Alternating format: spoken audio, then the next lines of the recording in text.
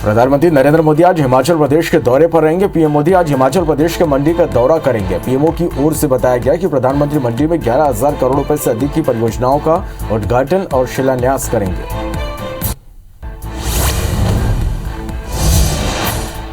देश में एक तरफ ओमिक्रॉन का खतरा बढ़ रहा तो दूसरी तरफ 5 राज्यों में होने वाले चुनाव को लेकर चुनाव प्रचार भी तेज होता जा रहा। इसी को ध्यान में रखते हुए चुनाव आयोग आज केंद्रीय स्वास्थ्य सचिव के साथ बैठक करेगा, जिसमें स्वास्थ्य सचिव चुनाव आयोग को ओमिक्रॉन के खतरे और उसके बारे में अब तक की जानकारी से अवगत करवाएंगे।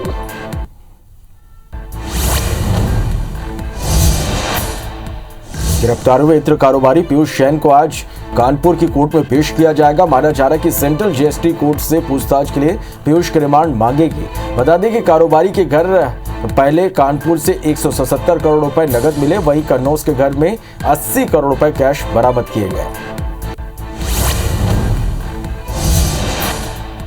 सलमान खान के फैंस के लिए राहत की खबर है। सांप काटने के बाद अस्पताल में भर्ती हुए सलमान खान ठीक होकर डिस्चार्ज हो चुके हैं। सलमान खान ने बताया कि वो क्रिसमस और अपना जन्मदिन मनाने पनवेल वाले फार्म हाउस पर गए थे, जहां सांप के काटने के बाद उन्हें अस्पताल में भर्ती कराया गया, जहां 6 घंटे के इलाज के बाद उनकी छुट्टी कर दी गई। फिलहाल सलमान खान की हालत सामान्य है। भारत साउथ अफ्रीका के बीच आज दूसरे दिन का टेस्ट मैच खेला जाएगा। मैच के पहले दिन भारत ने 3 विकेट खोकर 272 रन बनाए। केएल राहुल 122 और अजिंक्य रहाणे 40 रन बनाकर नाबाद हैं। दोनों के बीच चौथे विकेट के लिए 73 रनों की पार्टनरशिप हो चुकी है। इससे पहले राहुल ने मयंक अग्रवाल के साथ पहले विकेट के लिए 117 रन जोड़े।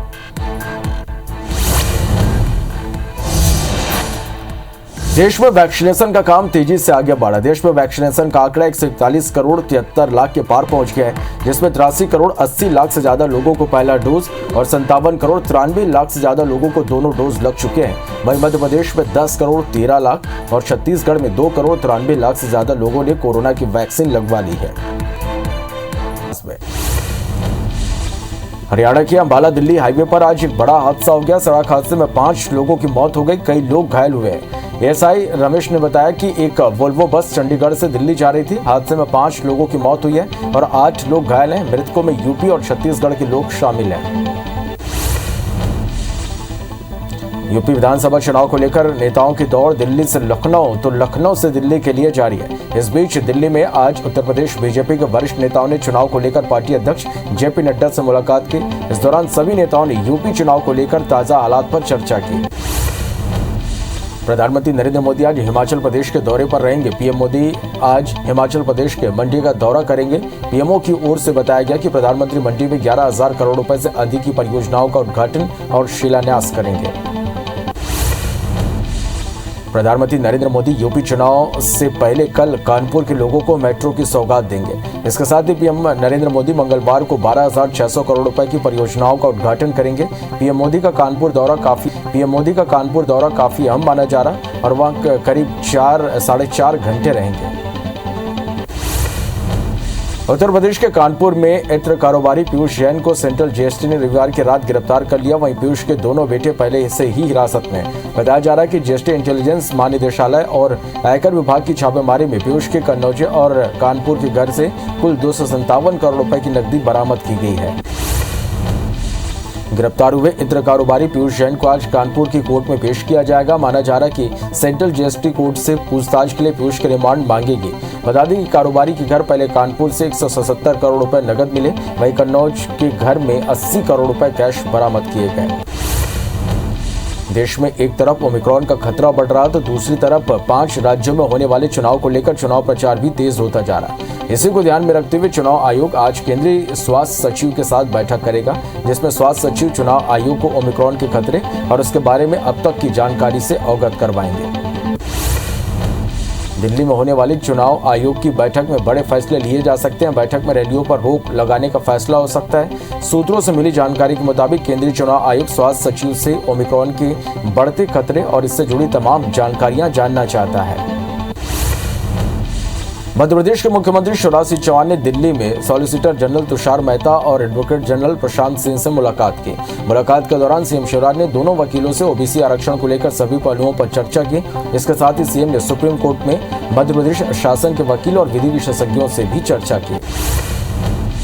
सलमान खान के फैन के लिए राहत की खबर है। सांप काटने के बाद अस्पताल में भर्ती हुए सलमान खान ठीक होकर डिस्चार्ज हो चुके हैं। सलमान खान ने बताया कि वो क्रिसमस और अपना जन्मदिन मनाने पनवेल वाले फार्म हाउस पर गए थे, जहां सांप के काटने के बाद अस्पताल में भर्ती हुए थे, जहां 6 घंटे के इलाज के बाद उनकी छुट्टी कर दी गई। फिलहाल सलमान खान की हालत सामान्य है।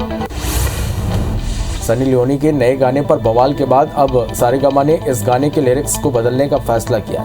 माफी मांगते हुए सारेगामा ने बयान जारी कर कहा कि लोगों की भावनाओं का ख्याल रखते हुए इस गाने के बोल बदल दिए जाएंगे। बता दें कि मध्य प्रदेश के गृह मंत्री ने इस गाने को हटाने और माफी मांगने की चेतावनी भी दी थी।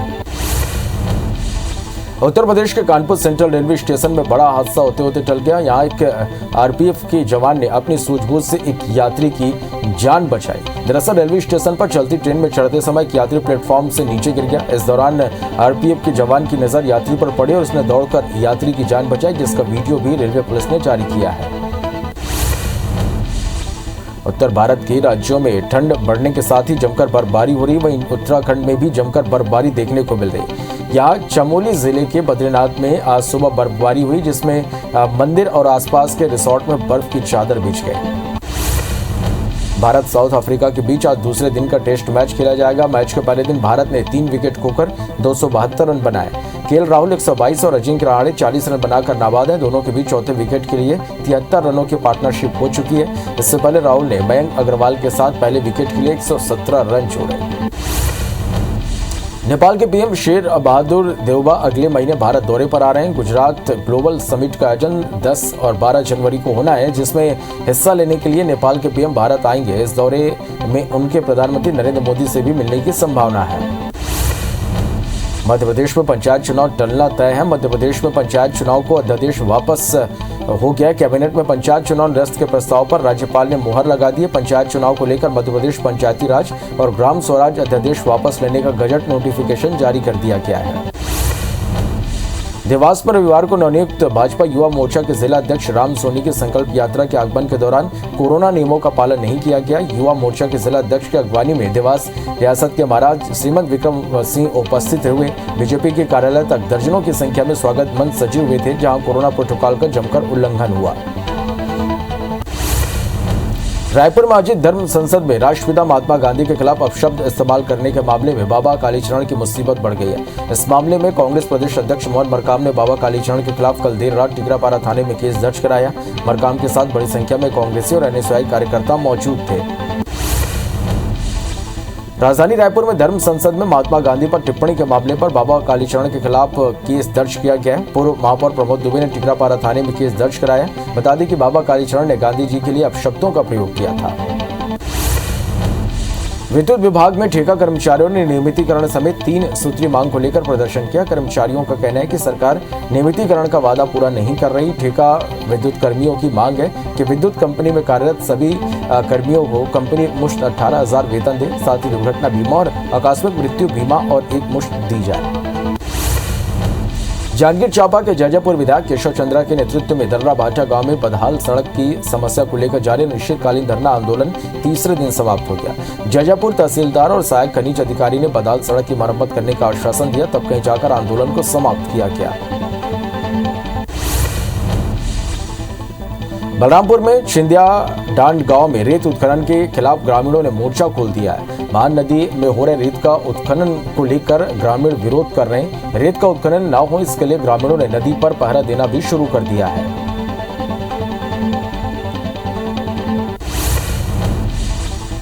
दुनिया भर में कोरोना के मामले बढ़ते हुए 28 करोड़ 3 लाख के पार पहुंच गए। वहीं कोरोना से मौत का आंकड़ा 54,16,000 के पार पहुंच गए। पूरी दुनिया में 25 करोड़ से 3 लाख से ज्यादा मरीज कोरोना को हराकर स्वस्थ हो चुके हैं। वहीं दुनिया में एक्टिव मामले 2 करोड़ 45 लाख के पार पहुंच गए हैं। देश में वैक्सीनेशन का काम तेजी से आगे बढ़ रहा है। देश में वैक्सीनेशन का आंकड़ा 141 करोड़ 73 लाख के पार पहुंच गया, जिसमें 83 करोड़ 80 लाख से ज्यादा लोगों को पहला डोज और 57 करोड़ 93 लाख से ज्यादा लोगों को दोनों डोज लग चुके हैं। वहीं मध्य प्रदेश में 10 करोड़ 13 लाख और छत्तीसगढ़ में 2 करोड़ 93 लाख से ज्यादा लोगों ने कोरोना की वैक्सीन लगवा ली है। देश में 24 घंटे के अंदर कोरोना के 6,531 नए मामले सामने आए। इस दौरान 7,141 लोग ठीक होकर डिस्चार्ज हुए। अब देश में कोरोना के कुल एक्टिव केस की संख्या 75,000 पहुंच गई है। मध्य प्रदेश में आज 41 कोरोना मरीज मिले हैं। मध्य प्रदेश में अब तक 7,93,669 संक्रमित मिल चुके हैं। वहीं प्रदेश में अब तक 7,82,912 मरीजों ने कोरोना को मात दी है। प्रदेश में अब एक्टिव मरीजों की संख्या 252 हो गई है। इधर छत्तीसगढ़ में बीते 24 घंटे में 46 नए कोरोना मरीजों की पहचान हुई है, जबकि 29 लोग स्वस्थ हुए हैं। फिलहाल एक्टिव मरीजों की संख्या 330 है। रायगढ़ में 14 नए मरीजों की पुष्टि हुई है। वहीं दुर्ग और रायपुर में 7-7, जांजगीर में 6, सूरजपुर में 4, बिलासपुर में 3, बलौदाबाजार, कोरबा, बस्तर, दंतेवाड़ा में 1-1 मरीज मिले हैं। सूरजपुर जिले में कोरोना संक्रमण की तीसरी लहर की आशंका को देखते हुए जिला प्रशासन ने जिले के अस्पतालों में ऑक्सीजन बेड की बढ़ोतरी की है। साथ ही जिले में 3 ऑक्सीजन प्लांट भी बनाए गए। जिले के कलेक्टर ने बताया कि जिले में फिलहाल कोरोना संक्रमण में वृद्धि नहीं है, लेकिन एहतियात के तौर पर सुविधाएं बढ़ाई जा रही है। इंदौर में कोरोना के नए वेरिएंट ओमिक्रॉन की एक और मरीज की पुष्टि हुई है। इंदौर में ओमिक्रॉन एक्टिव मरीज की संख्या बढ़कर 3 हो गई है। जिले में ओमिक्रॉन के 6 मरीज स्वस्थ होकर घर लौट गए। इंदौर में ओमिक्रॉन संक्रमितों की संख्या 9 हो गई है। वहीं ओमिक्रॉन मरीजों के संपर्क में 161 लोगों की कॉन्टैक्ट ट्रेसिंग की जा रही है। ब्रिटेन ने भारत समेत अन्य देशों में आने वाले सामाजिक देखभाल, कामगार देखभाल सहायक और घरेलू सहायकों के वीजा नियमों में ढील दी है। इस श्रेणी में आने वाले कर्मचारी जल्दी ब्रिटिश स्वास्थ्य और देखभाल वीजा के लिए 1 साल तक योग्य होंगे। सरकार ने यह अस्थायी कदम इस क्षेत्र में कर्मचारियों की भारी कमी को देखते हुए उठाया है। ब्रिटेन में कोरोना वायरस के बढ़ते मामलों पर अंकुश लगाने के लिए रविवार से वेल्स, स्कॉटलैंड और उत्तरी आयरलैंड में नए सख्त प्रतिबंध लागू कर दिए गए। वहीं आज प्रधानमंत्री बोरिस जॉनसन कैबिनेट बैठक में कोरोना संक्रमण की समीक्षा कर पाबंदियां लगाने का फैसला कर सकते हैं। इंग्लैंड में अभी प्लान बी के तहत प्रतिबंध लागू है। दुनिया के कई देशों में कोरोना और खासकर ओमिक्रॉन की वजह से एयर ट्रैफिक पर असर पड़ा। एक आंकड़े के मुताबिक क्रिसमस वीकेंड पर दुनिया में करीब 7,000 फ्लाइट्स कैंसिल हुई। कई जगह कोविड की वजह से स्टाफ की कमी देखी जा रही है। नोबेल शांति पुरस्कार जीतने वाले दक्षिण अफ्रीका के डेसमंड टुटु का रविवार को 90 वर्ष की उम्र में निधन हो गया। उन्होंने दक्षिण अफ्रीका में रंगभेद विरोधी प्रतीक के रूप में उन्हें जाना जाता था। डेसमंड के निधन पर प्रधानमंत्री नरेंद्र मोदी ने भी गहरा दुख जताया। उन्होंने ट्वीट करते हुए लिखा कि टुटु विश्व स्तर पर अनगिनत लोगों के लिए एक मार्गदर्शक थे। मानवीय गरिमा और समानता पर उनका जोर हमेशा याद किया जाएगा। भारतीय मूल के समाजसेवी डॉक्टर इम्तियाज सुलेमान को प्रतिष्ठित पुरस्कार south African of the year के लिए चुना गया है। डॉक्टर इम्तियाज सुलेमान को उनके कार्यों के लिए अंतर्राष्ट्रीय स्तर पर भी मान्यता मिली है। उन्हें कई पुरस्कार मिले हैं। संकट के समय में उनके संगठन द्वारा सहायता के लिए दक्षिण अफ्रीका और विदेशी राष्ट्राध्यक्षों से उन्हें सराहना मिलती रही है।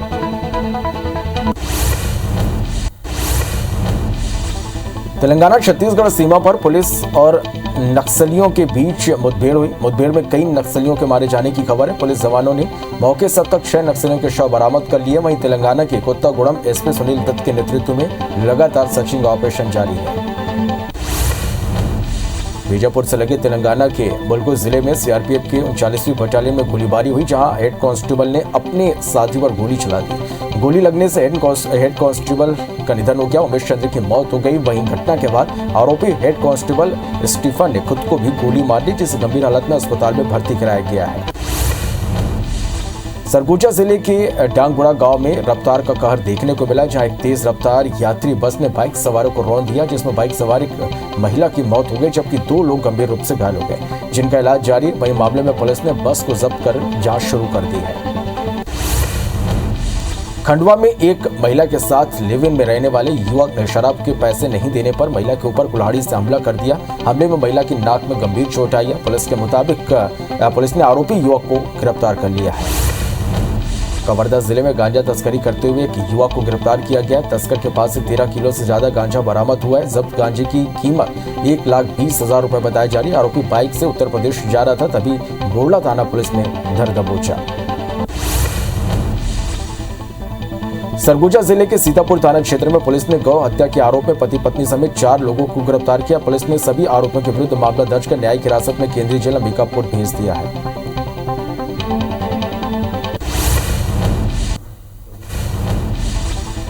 कटनी जिले के कोतवाली थाने की पुलिस ने एक युवक को 5 ग्राम के स्मैक के साथ गिरफ्तार किया, जिसकी कीमत 80,000 रुपए बताई जा रही है। पुलिस ने युवक के खिलाफ केस दर्ज कर जांच शुरू कर दी है।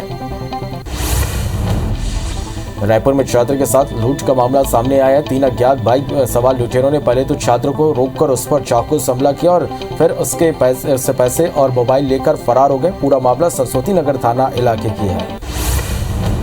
सिंगरौली जिले के सरई थाना क्षेत्र में रहने वाले एक ही परिवार के 7 लोगों की कोदो की रोटी खाने के बाद तबियत बिगड़ गई। तबियत बिगड़ने के बाद सभी को इलाज के लिए सरई सामुदायिक स्वास्थ्य केंद्र में भर्ती कराया गया है, जिनमें 4 बच्चे भी शामिल हैं। रीवा में एक युवक का फायरिंग करते वीडियो सोशल मीडिया में वायरल हो रहा है। युवक अपने जन्मदिन के मौके पर दोस्त के साथ फायरिंग कर रहा था। वीडियो सामने आने के बाद पुलिस ने युवक की तलाश में जुट गई है। बलरामपुर जिले में हाथियों का उत्पात लगातार जारी है। जिले के करजी गांव में 32 हाथियों का दल मौजूद है। हाथियों के दल ने क्षेत्र में फसलों को नुकसान पहुंचाया। इसके इलाके में हाथियों की मौजूदगी से ग्रामीणों में दहशत का माहौल है। वहीं वन विभाग की टीम क्षेत्र में अलर्ट जारी कर हाथियों पर निगरानी रख रही है। खंडवा जिले के मंडी में कपास की भारी मात्रा में आवक हो रही है। कपास का अच्छा भाव मिलने से खंडवा सहित आसपास के जिलों तक से किसान कपास बेचने मंडी पहुंच रहे हैं। वहीं कपास व्यापारी संघ मनोज राठौर ने बताया कि किसानों ने अच्छी मेहनत की है और कपास बहुत उच्च क्वालिटी का आ रहा है, जिससे किसानों को उचित दाम मिल रहा है। मुरैना जिले में ध्वजारोहण, लोकार्पण और भूमि पूजन कार्यक्रम का आयोजन किया गया। इस दौरान 2 दिवसीय दौरे पर आए केंद्रीय मंत्री नरेंद्र सिंह तोमर ने करोड़ों रुपए की सौगात क्षेत्रवासियों को दी। बता दें कि करीब 12 लाख रुपए की लागत से 25 मीटर ऊंचा राष्ट्रीय ध्वज का निर्माण कराया गया है, जिसका लोकार्पण कृषि मंत्री तोमर ने किया। जगदलपुर में कृषि उपज मंडी पर 3 रुपए शुल्क बढ़ाए जाने के बाद मंडी के व्यापारियों ने धान का रेट 200 रुपए क्विंटल तक गिरा दिया। अब धान खरीदी का रेट 1400 रुपए घटकर 1213 रुपए हो गई है। प्रधानमंत्री नरेंद्र मोदी आज हिमाचल प्रदेश के दौरे पर हैं। पीएम मोदी आज हिमाचल प्रदेश के मंडी का दौरा कर रहे हैं, जहां उन्होंने मंडी में लगाए गए विकास कार्यों के प्रदर्शनी का अवलोकन किया। प्रधानमंत्री थोड़ी देर में हिमाचल को 11,000 करोड़ रुपए से अधिक की परियोजनाओं की सौगात देंगे। प्रधानमंत्री नरेंद्र मोदी यूपी चुनाव से पहले कल कानपुर के लोगों को मेट्रो की सौगात देंगे। इसके साथ ही पीएम नरेंद्र मोदी मंगलवार को 12,600 करोड़ रुपए की परियोजनाओं का उद्घाटन करेंगे। पीएम मोदी का कानपुर दौरा काफी अहम माना जा रहा है और वह वहां करीब 4.5 घंटे रहेंगे। यूपी विधानसभा चुनाव को लेकर नेताओं की दौड़ दिल्ली से लखनऊ तो लखनऊ से दिल्ली के बीच जारी है। इस बीच दिल्ली में आज उत्तर प्रदेश बीजेपी के वरिष्ठ नेताओं ने चुनाव को लेकर पार्टी अध्यक्ष जेपी नड्डा से मुलाकात की। इस दौरान सभी नेताओं ने यूपी चुनाव को लेकर ताजा हालात पर चर्चा की। उत्तर प्रदेश के कानपुर में इत्र कारोबारी पीयूष जैन को सेंट्रल जीएसटी ने रविवार रात गिरफ्तार कर लिया। वहीं पीयूष जैन के दोनों बेटे पहले से ही हिरासत में। बताया जा रहा है कि जीएसटी इंटेलिजेंस महानिदेशालय और आयकर विभाग की छापेमारी में पीयूष के कन्नौज और कानपुर के घर से कुल 257 करोड़ रुपए की नकदी बरामद की गई है। गिरफ्तार हुए इत्र कारोबारी पीयूष जैन को आज कानपुर की कोर्ट में पेश किया जाएगा। माना जा रहा है कि सेंट्रल जीएसटी कोर्ट से पूछताछ के लिए पीयूष के रिमांड मांगेगी। बता दें कि कारोबारी के घर पहले कानपुर में 177 करोड़ रुपए नकद मिले, वहीं कन्नौज के घर में 80 करोड़ रुपए कैश मिले। हरियाणा के अंबाला दिल्ली हाईवे पर आज बड़ा हादसा हो गया। सड़क हादसे में 5 लोगों की मौत हो गई और कई लोग घायल हैं। एएसआई रमेश ने बताया कि एक वोल्वो बस चंडीगढ़ से दिल्ली जा रही थी। हादसे में 5 लोगों की मौत हो गई और 8 लोग घायल हैं। मृतकों में यूपी और छत्तीसगढ़ के लोग शामिल हैं। उत्तर प्रदेश के कानपुर सेंट्रल रेलवे स्टेशन में बड़ा हादसा होते होते टल गया। यहां आरपीएफ के जवान ने अपनी सूझबूझ से एक यात्री की जान बचा ली। दरअसल रेलवे स्टेशन पर चलती ट्रेन में चढ़ते समय एक यात्री प्लेटफॉर्म से नीचे गिर गया। इस दौरान आरपीएफ के जवान की नजर पड़ी और उसने दौड़कर यात्री की जान बचाई, जिसका वीडियो भी रेलवे पुलिस ने जारी किया है। राजधानी रायपुर में धर्म संसद में महात्मा गांधी पर टिप्पणी के मामले पर बाबा कालीचरण के खिलाफ केस दर्ज किया गया। पूर्व महापौर प्रमोद दुबे ने टिकरापारा थाने में केस दर्ज कराया है। बता दें कि बाबा कालीचरण ने गांधी जी के लिए अपशब्दों का प्रयोग किया था। रायपुर में आयोजित धर्म संसद में राष्ट्रपिता महात्मा गांधी के खिलाफ अपशब्द इस्तेमाल करने के मामले में बाबा कालीचरण की मुसीबत बढ़ गई है। इस मामले में कांग्रेस प्रदेश अध्यक्ष मोहन मरकाम ने बाबा कालीचरण के खिलाफ कल देर रात टिकरापारा थाने में केस दर्ज कराया। मरकाम के साथ बड़ी संख्या में कांग्रेसी और एनएसआई कार्यकर्ता मौजूद थे। रायपुर में आयोजित धर्म संसद में महात्मा गांधी के खिलाफ अपशब्द इस्तेमाल करने के मामले में मंत्री अमरजीत भगत ने कालीचरण महाराज से माफी मांगने की मांग की। अमरजीत भगत ने कहा, ऐसे विवादित बयान साधु को शोभा नहीं देते। मैं ऐसा बयान का विरोध करता हूं। मध्य प्रदेश के मुख्यमंत्री शिवराज सिंह चौहान ने दिल्ली में सॉलिसिटर जनरल तुषार मेहता और एडवोकेट जनरल प्रशांत सिंह से मुलाकात की। मुलाकात के दौरान सीएम शिवराज ने दोनों वकीलों से ओबीसी आरक्षण को लेकर सभी पहलुओं पर चर्चा की। इसके साथ ही सीएम ने सुप्रीम कोर्ट में मध्य प्रदेश शासन के वकील और विधि विशेषज्ञों से भी चर्चा की। मध्य प्रदेश में पंचायत चुनाव टलना तय है। मध्य प्रदेश में पंचायत चुनाव का अध्यादेश वापस हो गया है। कैबिनेट में पंचायत चुनाव निरस्त के प्रस्ताव पर राज्यपाल ने मुहर लगा दी। पंचायत चुनाव को लेकर मध्य प्रदेश पंचायती राज और ग्राम स्वराज अध्यादेश वापस लेने का गजट नोटिफिकेशन जारी किया गया। देवास पर रविवार को नवनियुक्त भाजपा युवा मोर्चा के जिला अध्यक्ष राम सोनी की संकल्प यात्रा के आगमन के दौरान कोरोना नियमों का पालन नहीं किया गया। युवा मोर्चा के जिला अध्यक्ष की अगवानी में देवास रियासत के महाराज श्रीमंत विक्रम सिंह पवार उपस्थित हुए। बीजेपी के कार्यालय तक दर्जनों की संख्या में स्वागत मंच सजे हुए थे, जहां कोरोना प्रोटोकॉल का जमकर उल्लंघन हुआ। भोपाल के कस्तूरबा नगर में एक परिवार न्याय की मांग को लेकर पानी की 80 फीट ऊंची टंकी पर चढ़ गया है। लाख बनाने के बावजूद नीचे उतरने को तैयार नहीं है। पुलिस ने उन्हें गर्म कपड़े देने की बात कही, लेकिन लेने से मना कर दिए। अब ऑफिसर्स भी टंकी परिसर में ही तंबू उगाड़कर बैठ गए हैं। परिवार का कहना है कि जब तक न्याय नहीं मिलेगा तब तक वो नीचे नहीं उतरेंगे। 30 जनवरी को केंद्रीय वित्त मंत्री सभी राज्यों के मुख्यमंत्रियों के साथ बैठक करेगी। बैठक में राज्य की वित्तीय परिस्थितियों पर चर्चा होगी। इस बैठक में मुख्यमंत्री भूपेश बघेल भी शामिल होंगे। बैठक में सीएम भूपेश बघेल छत्तीसगढ़ में बारदाने की समस्या पर वित्त मंत्री से चर्चा करेंगे। विद्युत विभाग में ठेका कर्मचारियों ने नियमितीकरण समेत 3 सूत्रीय मांग को लेकर प्रदर्शन किया। कर्मचारियों का कहना है कि सरकार नियमितीकरण का वायदा पूरा नहीं कर रही है। ठेका विद्युत कर्मियों की मांग है कि विद्युत कंपनी में कार्यरत सभी कर्मियों को कंपनी एक मुश्त 18,000 वेतन दे, साथ ही दुर्घटना बीमा और आकस्मिक मृत्यु बीमा और एक मुश्त दी जाए। तेलंगाना छत्तीसगढ़ सीमा पर पुलिस और नक्सलियों के बीच मुठभेड़ हुई। मुठभेड़ में कई नक्सलियों के मारे जाने की खबर है। पुलिस जवानों ने मौके से अब तक 6 नक्सलियों के शव बरामद कर लिए हैं। वहीं तेलंगाना के कोत्तागुड़म एसपी सुनील दत्त के नेतृत्व में लगातार सर्चिंग ऑपरेशन जारी है। बीजापुर से लगे तेलंगाना के मुलगु जिले में सीआरपीएफ की 39वीं बटालियन में गोलीबारी हुई, जहां हेड कांस्टेबल ने अपने साथी पर गोली चला दी।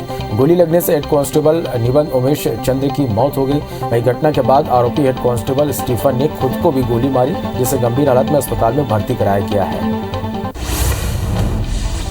सरगुजा जिले के जांगगुड़ा गांव में रफ्तार का कार देखने को मिला, जहां एक तेज रफ्तार यात्री बस ने बाइक सवार को रौंद दिया, जिसमें बाइक सवार एक महिला की मौत हो गई, जबकि 2 लोग गंभीर रूप से घायल हो गए, जिनका इलाज जारी है। वही मामले में पुलिस ने बस को जब्त कर जांच शुरू कर दी है।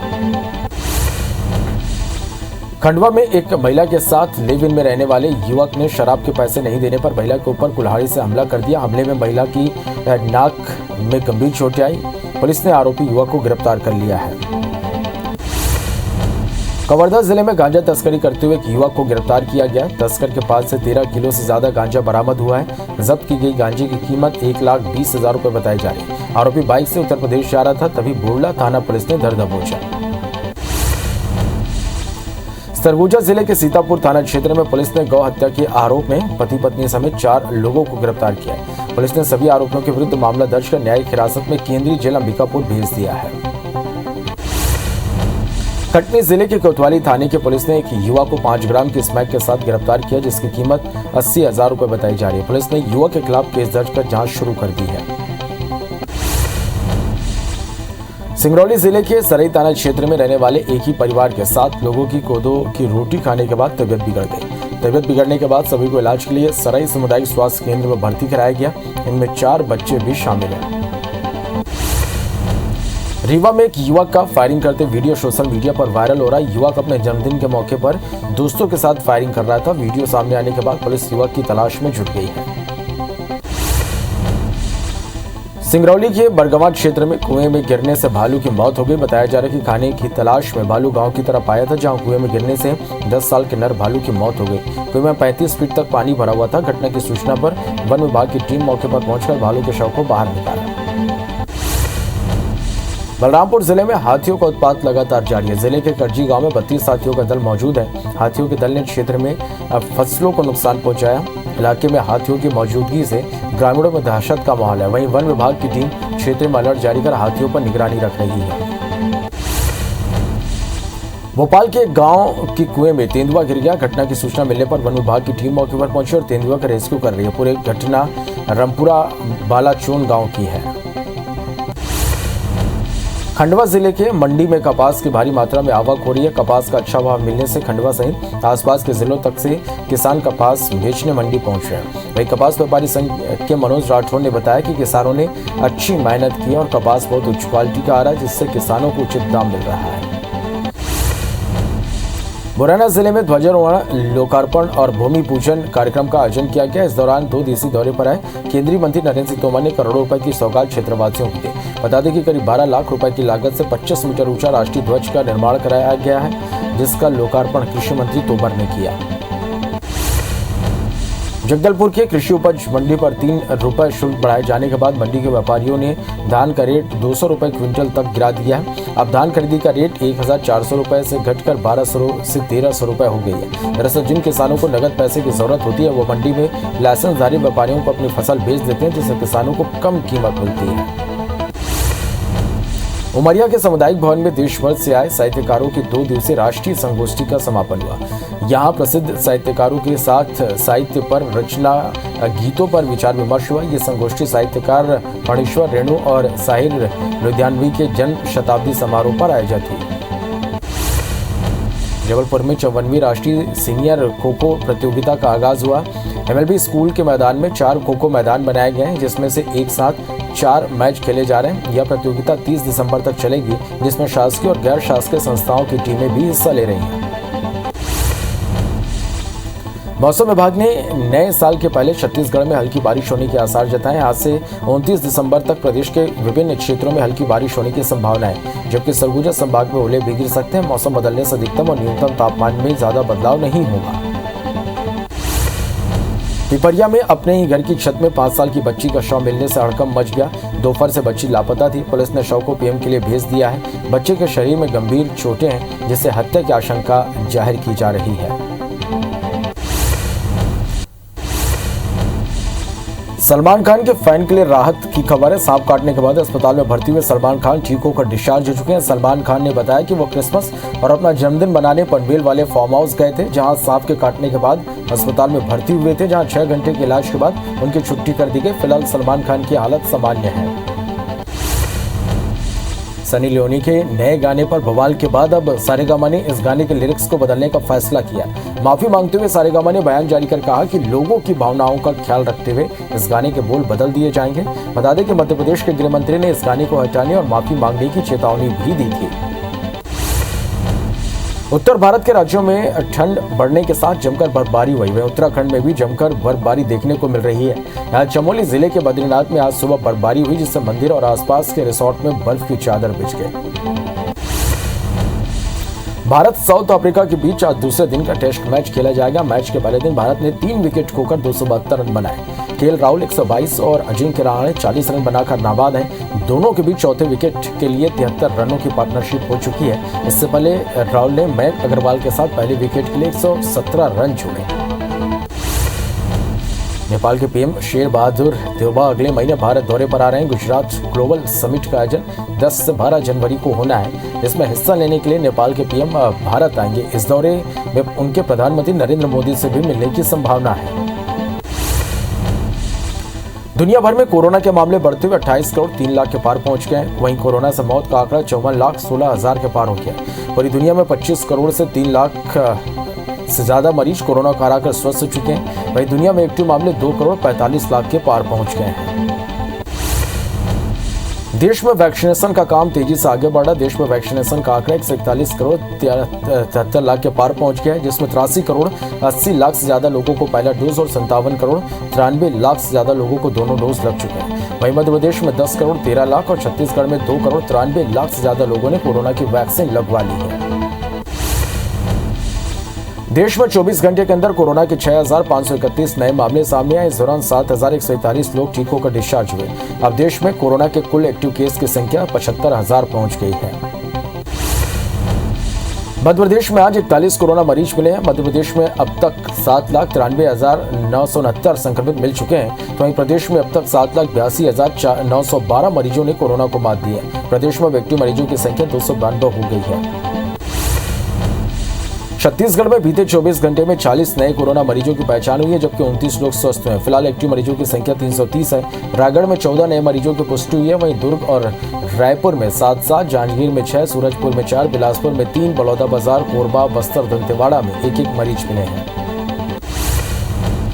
सूरजपुर जिले में कोरोना संक्रमण की तीसरी लहर की आशंका को देखते हुए जिला प्रशासन ने जिले के अस्पतालों में ऑक्सीजन बेड की बढ़ोतरी की है। साथ ही जिले में 3 ऑक्सीजन प्लांट भी बनाए गए हैं। जिले के कलेक्टर ने बताया कि जिले में फिलहाल कोरोना संक्रमण में वृद्धि नहीं है, लेकिन एहतियात के तौर पर सुविधाएं बढ़ाई जा रही है। इंदौर में कोरोना के नए वेरिएंट ओमिक्रॉन के एक और मरीज की पुष्टि हुई है। इंदौर में ओमिक्रॉन एक्टिव मरीजों की संख्या बढ़कर 3 हो गई है। जिले में ओमिक्रॉन के 6 मरीज स्वस्थ होकर घर लौट गए हैं। इंदौर में ओमिक्रॉन संक्रमितों की संख्या 9 हो गई है। वहीं ओमिक्रॉन मरीजों के संपर्क में 161 लोगों की कॉन्टैक्ट ट्रेसिंग की जा रही है। ब्रिटेन ने भारत समेत अन्य देशों से आने वाले सामाजिक देखभाल, कामगार देखभाल सहायक और घरेलू सहायकों के वीजा नियमों में ढील दिया है। इस श्रेणी में आने वाले कर्मचारी जल्दी ब्रिटिश स्वास्थ्य और देखभाल वीजा के लिए 1 साल तक योग्य होंगे। सरकार ने यह अस्थायी कदम इस क्षेत्र में कर्मचारियों की भारी कमी को देखते हुए उठाया है। ब्रिटेन में कोरोना वायरस के बढ़ते मामलों पर अंकुश लगाने के लिए रविवार से वेल्स, स्कॉटलैंड और उत्तरी आयरलैंड में नए सख्त प्रतिबंध लागू कर दिए गए। वहीं आज प्रधानमंत्री बोरिस जॉनसन कैबिनेट बैठक में कोरोना संक्रमण की समीक्षा कर और पाबंदियां लगाने का फैसला कर सकते। इंग्लैंड में अभी प्लान बी के तहत प्रतिबंध लागू है। दुनिया के कई देशों में कोरोना और खासकर ओमिक्रॉन की वजह से एयर ट्रैफिक पर असर पड़ रहा है। एक आंकड़े के मुताबिक क्रिसमस वीकेंड पर दुनिया में करीब 7,000 फ्लाइट्स कैंसिल हुई। कई जगह कोविड की वजह से स्टाफ की कमी देखी जा रही है। नोबेल शांति पुरस्कार जीतने वाले दक्षिण अफ्रीका के डेसमंड टुटू का रविवार को 19 वर्ष की उम्र में निधन हो गया। उन्होंने दक्षिण अफ्रीका में रंगभेद विरोधी प्रतीक के रूप में जाना जाता था। डेसमंड के निधन पर प्रधानमंत्री नरेंद्र मोदी ने भी गहरा दुख जताया। उन्होंने ट्वीट करते हुए लिखा कि टुटू विश्व स्तर पर अनगिनत लोगों के लिए एक मार्गदर्शक थे। मानवीय गरिमा और समानता पर उनका जोर हमेशा याद किया जाएगा। भारतीय मूल के समाजसेवी डॉक्टर इम्तियाज सुलेमान को प्रतिष्ठित पुरस्कार south African of the year के लिए चुना गया है। डॉक्टर इम्तियाज सुलेमान को उनके कार्यों के लिए अंतर्राष्ट्रीय स्तर पर भी मान्यता मिली है। उन्हें कई पुरस्कार मिले हैं। संकट के समय में उनके संगठन द्वारा सहायता किए जाने के लिए दक्षिण अफ्रीका और विदेशी राष्ट्राध्यक्षों से उन्हें सराहना मिलती रही है।